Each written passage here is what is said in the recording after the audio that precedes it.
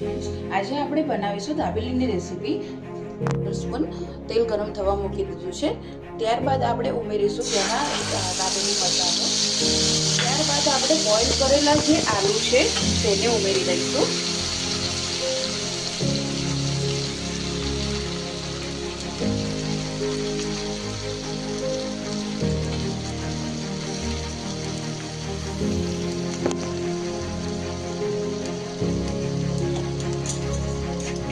ત્યારબાદ એને સાંતળી લઈશું, મિક્સ કરી લઈશું। આપણે બધું આપણે સરખી રીતે સાંતળી લઈશું જ્યાં સુધી એનો માવો જે છે મસાલો તે માવામાં મિક્સ ના થઈ જાય। તો ગાઈઝ આપણે મિક્સ થઈ ગયો છે। ત્યારબાદ આપણે થોડો દાબેલી મસાલો ઉમેરીશું। જરૂર પ્રમાણે મેં થોડો પહેલા ઓલરેડી દાબેલી મસાલો ઉમેર્યો હતો અંદર। ત્યારબાદ આપણે એમાં મીઠી ચટણી જે બનાવી છે એ થોડી મીઠી ચટણી એડ કરીશું। ત્યારબાદ આપણે બનાવી છે ગ્રીન ચટણી, તો થોડી ગ્રીન ચટણી બી એડ કરીશું। તો શું છે તેનાથી સ્વાદ આપણે સારો આવે। હવે તેને મિક્સ કરી લઈશું। બધું મિક્સ થઈ જાય એ રીતે આપણે મિક્સ કરી લઈશું, માવામાં બધું આવી જાય।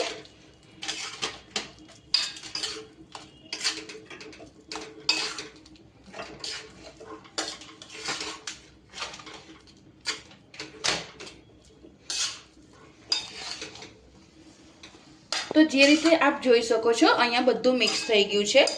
ત્યારબાદ આપણે એમાં થોડા ઉમેરીશું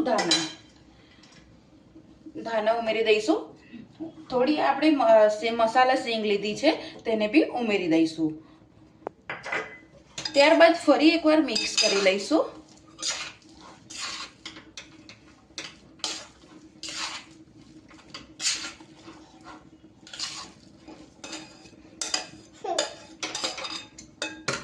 મિક્સ કર્યા બાદ હવે ગેસને બંધ કરી દઈશું અને ઉપરથી થોડા ધાણા એડ કરી દઈશું।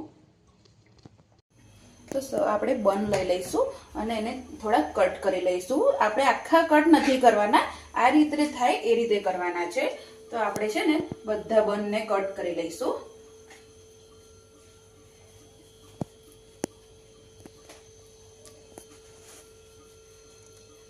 તમે જોઈ શકો છો કે બધા બન કટ થઈ ચૂક્યા છે। તો હવે આપણે એમાં થોડી ગ્રીન ચટણી, ત્યારબાદ એમાં મીઠી ચટણી ઉમેરીશું।